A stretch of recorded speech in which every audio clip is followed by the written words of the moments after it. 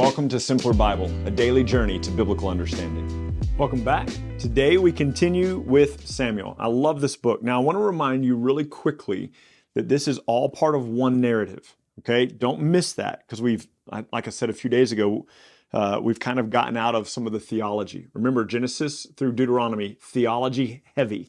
Everything else from that point forward is application to the theology that was built for us in Genesis through Deuteronomy. And so at this point, the people have been out of Egypt for the 40 years wandering in the wilderness, for about 6 years of conquest, for about 350 years of judges. And so at this point, they've been nearly 400 years out of Egypt. And this is God showing us that these people continue to reject him, continue to be idolaters, continue to not submit to the law that he gave them. And so we're seeing some of the kind of the fruit born in their life, the bad fruit, because of their rejection of God and the law. So pick up with me, 1 Samuel chapter 8, beginning in verse 1. Now when Samuel became old, he made his sons judges over Israel. The name of the firstborn was Joel, and the name of his second, Abijah, and they were judges in Beersheba. Yet his sons did not walk in his ways, but turned aside after gain, and they took bribes and perverted justice. That might remind us of Eli's sons, Hophni and Phinehas, right? So, again, I can't spell and talk at the same time. Anyway, so Hophni and Phinehas, Eli's sons. One of the things that it says in Deuteronomy 16 is Moses, before he goes and dies, and before the people go into the promised land, he reminds them, don't take any bribes, because bribes pervert justice, pervert the eyes. And so these two sons of Samuel are wicked, unlike Samuel. All right. Verse 4 says, then all the elders of Israel gathered together and came to Samuel at Ramah, that's his home. And they said to him, behold, you are old, and your sons do not walk in your ways. Now appoint for us a king to judge us like all the nations. But this thing displeased Samuel when they said, give us a king to judge us. And Samuel prayed to the Lord, and the Lord said to Samuel, obey the voice of the people in all that they say, and this is key. For they have not rejected you, but they have rejected me from being king over them. This is the thing that the people of Israel had missed. It's not that they were without a king. God had been their king. He had cared for them. He had made covenants to Abraham, Isaac, and Jacob. He had taken them to Egypt. He had preserved them there. He had brought them out by power. He had built them into a great nation. God was their king. It's just that from the time that they left Egypt to this point, they have never faithfully served him. There have been people like Samuel who have served him, but the people as a whole have not served the Lord. And so they have rejected God from being their king. And it says this, according to all the deeds that they have done from the day that I brought them up out of Egypt, even to this day, forsaking me and serving other gods, so they are doing to you. So from the day that I brought them up out of Egypt to this day, roughly 400 years, they have rejected me. They've turned away from me. In Deuteronomy 9:7, God says something similar through Moses when he says, you've been rebellious since the day you came out of Egypt. And what we find is that not only was that true 40 years after they came out of Egypt, that's true of them 400 years after they come out of Egypt. They are still rebellious against God. They're still serving idols. And so they have turned away from the Lord. Now, verse 9, God still talking to Samuel says, now then, obey their voice, only you shall solemnly warn them and show them the ways of the king who will rule over them. So Samuel told all the words of the Lord to the people who were asking for a king from him. And he said, these will be the ways of the king who reign over you. He will take your sons and appoint them to his chariots to be his horsemen and to run before him. He will appoint for himself commanders of thousands and commanders of fifties, some to plow his ground and reap his harvest, to make his implements of war and the equipment of his chariots. He will take your daughters to be perfumers and cooks. He will take the best of your fields and your vineyards and your olive orchards and give them to his servants. He will take a tenth of all your grain and of your vineyards and give it to his officers and servants. He will take your male servants and your female servants and the best of your young men and your donkeys and put them to his work. He will take a tenth of your flocks, and you will be his slaves. And in that day you will cry out because of your king whom you have chosen, but the Lord will not answer you in that day. So he says, look, you want a king? You want somebody other than me to rule over you? He said, fine. He goes, you want somebody other than me to rule over you? Here's what he's going to do. He's going to take your crops. He's going to take your herds. He's going to take your flocks. He's going to take your sons. He's going to take your daughters. He's going to take your income. He's going to make you his servants. You will end up serving the king. And I can't help but think a little bit that isn't that what government always does? Is it takes from its people and makes the people servants to the government. But one other thing to note, around 360 years earlier, In Deuteronomy 17, 14 through 20, Moses had said to the people, look, when you go into the promised land and you reject God and you decide you want your own king, here's what he should do. The king should not gather horses for himself, shouldn't gather wealth for himself, shouldn't return to Egypt and queue for horses. All these things that, by the way, King Solomon will do, but I'll remind you of that when we get there. And he says what he should do is the king should write down his own copy under Levitical guidance, under the guidance of the priests. He should write down his own copy of the law, and he should study it every day so that his heart will be steadfast to God. By this point, 400 years later, no one's observing the law, so absolutely the kings aren't going to be observing it either. And even David, who's after God's own heart, isn't even familiar with the law anymore, and I'll show you that when we get there.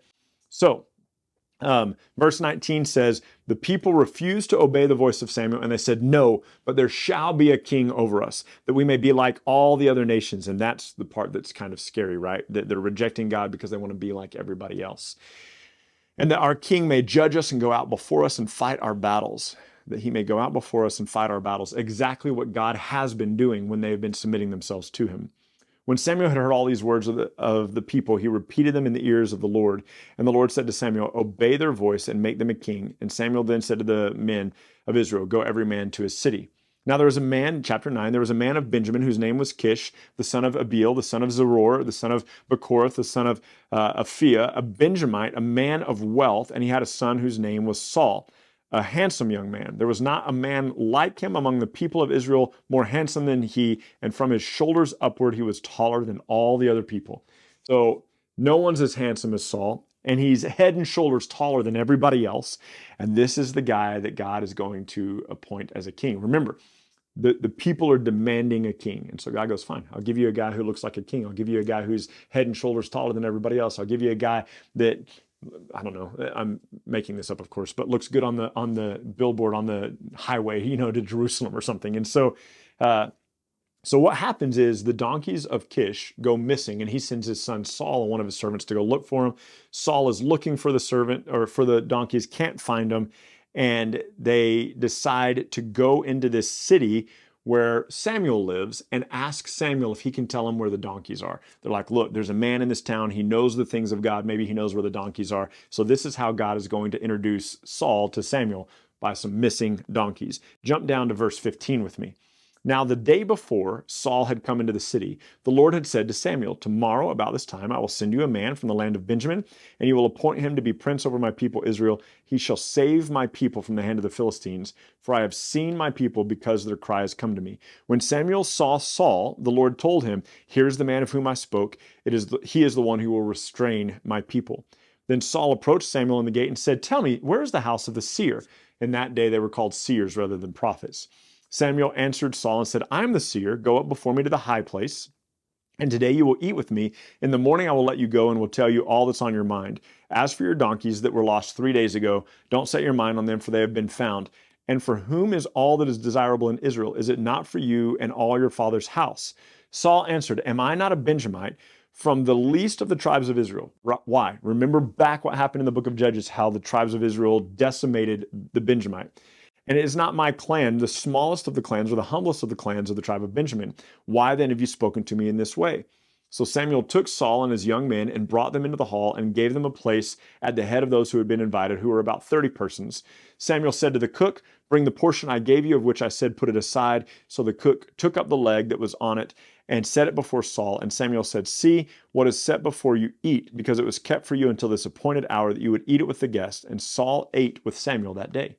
When the people came down from the high place into the city, a bed was spread for Saul on the roof, and he lay down to sleep. Then at the break of dawn, Samuel called Saul on the roof and said, up, that I might send you on your way. So Saul arose, both he and Samuel, and went out to the street.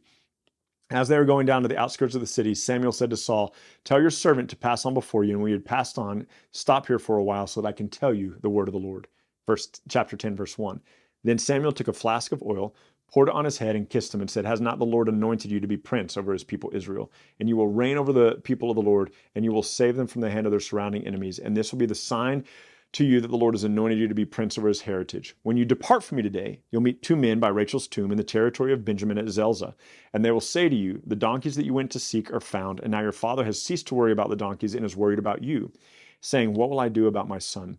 Go on from there. your father and come to the oak of Tabor.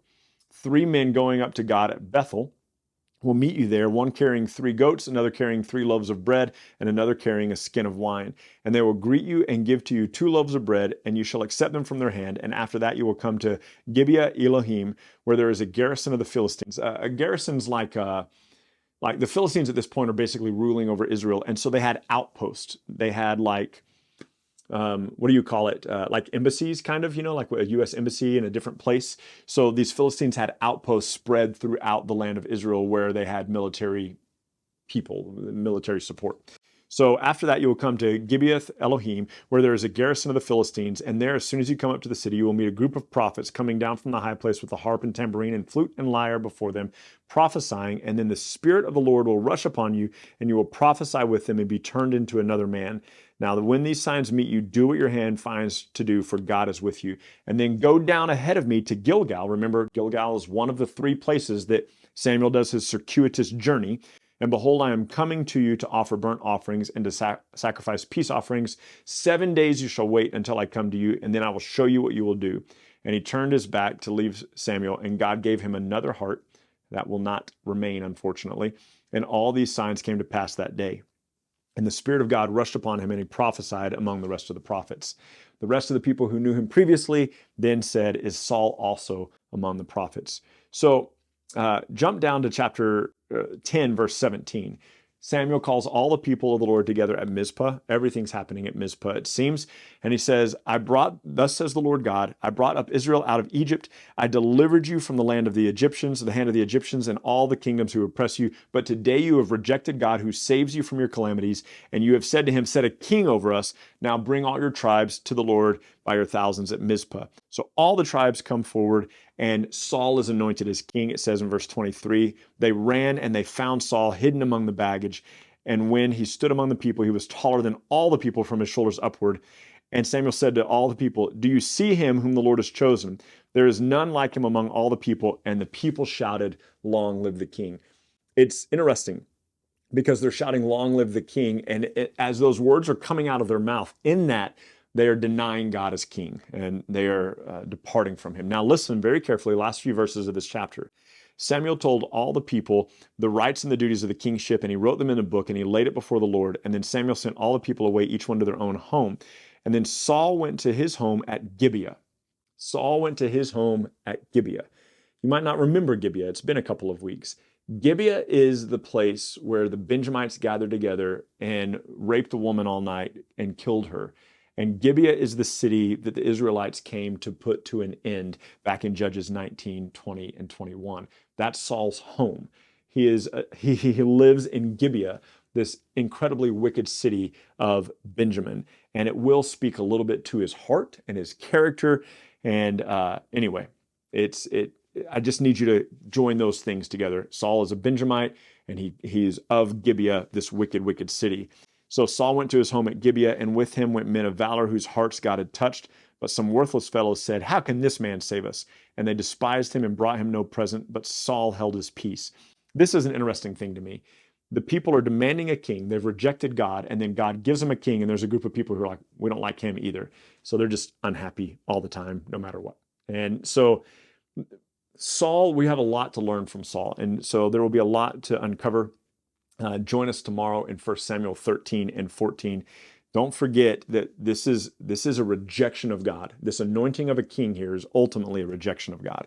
And the people are, they're reinforcing their position of rebellion against God by having this man come forward and be their king. See you tomorrow. Read 1 Samuel 13 and 14, and we'll talk about that then. Thank you so much for journeying with us today at Simpler Bible. Together, you and I have looked at another passage of Scripture and come to know the Bible a little bit better and enjoy God more fully. This video, along with all of our videos, can be found at simplerbible.com, where you can enjoy our Through the Bible in a Year course. You can also enjoy a wealth of resources, blog posts that take you a little bit deeper into the text, a Bible study format that you can use with your small groups or your family, and we're creating new content all the time, all with the commitment to help us be people who know and enjoy God more fully. Thank you so much for being part of it, and we can't wait to see you next time.